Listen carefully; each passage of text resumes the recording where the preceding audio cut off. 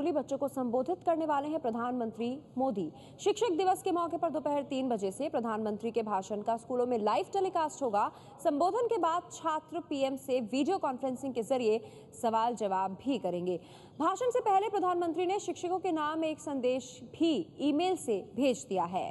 बच्चों से बात करेंगे आज प्रधानमंत्री नरेंद्र मोदी। 3 बजे संबोधित करेंगे और 1.5 घंटे का वक्त सिर्फ रह गया है।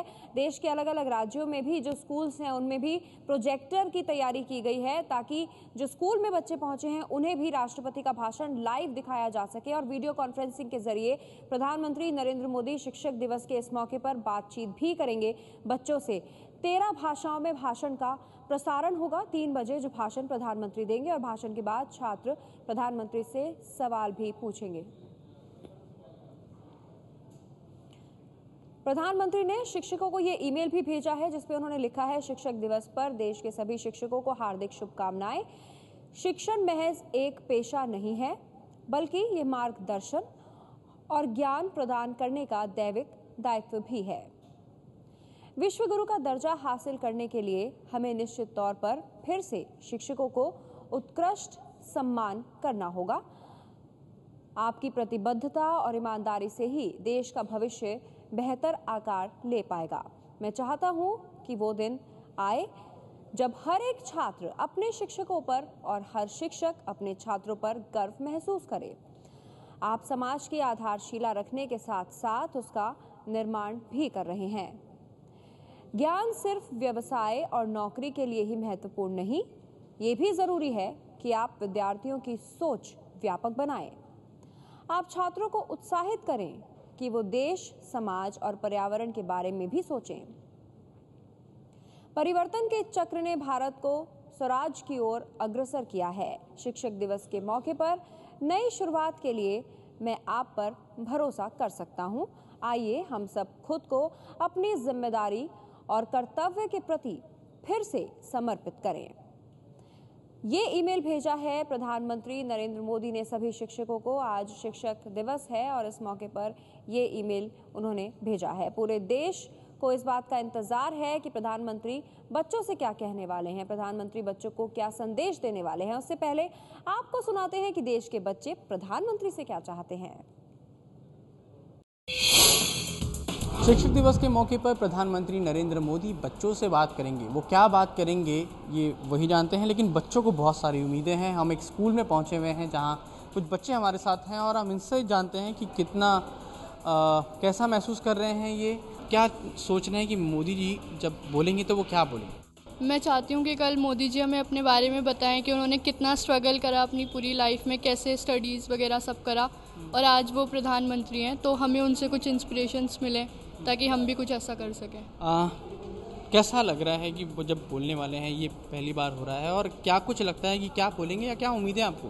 पहली बात तो हम लोग बहुत एक्साइटेड हैं क्योंकि ये बहुत फर्स्ट टाइम हो रहा है और मुझे लगता है कि मोदी जी स्पोर्ट्स कोटे के बारे में बोलेंगे कि हर एक स्कूल में जो बच्चे अच्छे हैं स्पोर्ट्स में उनको इक्वल अपॉर्चुनिटी मिले और वो इस कोटे का फ़ायदा उठा पाएँ। स्पोर्ट्स से उम्मीदें जी हाँ। स्पोर्ट्स के बारे में ये बताइए कि जब मोदी जी बच्चों से बात करेंगे आपको क्या लगता है, क्या बोलेंगे, किस चीज़ के बारे में वो जिक्र करेंगे। मुझे लगता है कि कल वो हमें ये बताएं, हम जैसे आप प्रोफेशनल कोर्सेज़ के लिए जाते हैं, आईटी के लिए, ठीक है, या फिर मेडिकल के लिए, तो ताकि हमें उन कोर्सेज़ में इजीली हमें एडमिशन मिल जाए, तो इस चीज़ को लेके वो कल बोल सकते हैं। आपको क्या उम्मीद है, कल क्या बोलेंगे वो। मुझे लगता है कि वो कल अपनी जीवनी के बारे में बताएंगे जिससे कि ज़्यादा से ज़्यादा बच्चे उनसे इंस्पायर हो। मुझे यही उम्मीद है कि वो यही सब बताएंगे जिससे कि ज़्यादा से ज़्यादा बच्चे उनसे मोटिवेट हो।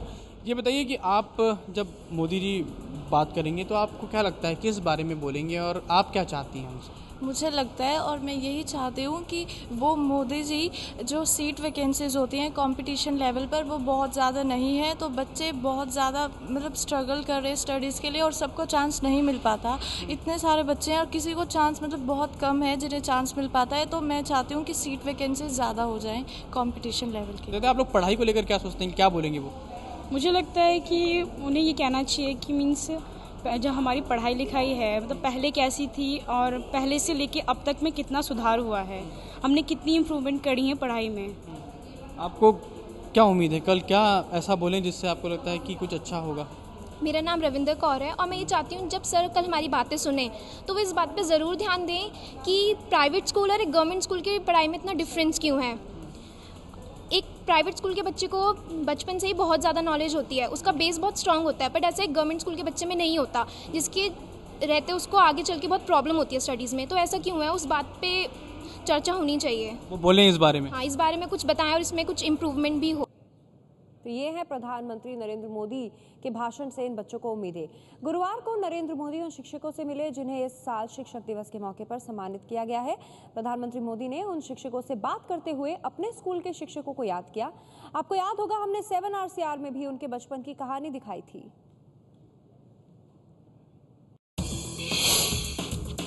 मैं तो सरकारी स्कूल में पढ़ा लिखा हूँ। मेरे गांव के गवर्नमेंट की बहुत सामान्य स्कूल थी, लेकिन मुझे अभी भी हमारे वो सारे शिक्षक बहुत याद है मुझे, और उनकी हर बात मुझे हमेशा याद आती है, क्योंकि वो इतने लगाव से हमारे पीछे इतना समय, शायद अपने बच्चों के लिए जितना टाइम देते होंगे उससे 2 मिनट 5 मिनट ज़्यादा हमारे लिए देते थे। ये अनुभव था मेरा। 60 का दशक, गुजरात के वडनगर में दामोदर दास मोदी की जिंदगी आसान नहीं थी। बड़ा परिवार लेकिन आमदनी कम। इस हाल में जब दामोदर दास मोदी का तेल बेचने के पुश्तैनी धंधे से काम नहीं चला, तब उन्होंने चाय की एक दुकान खोली। नरेंद्र मोदी भी जब 8 साल के हुए तो पिता की मदद करने के लिए चाय बेचने लगे, और रेलवे स्टेशन पर ही चाय बेचते बेचते उन्होंने एक बड़ा सबक सीखा। सबक था दुनियादारी का।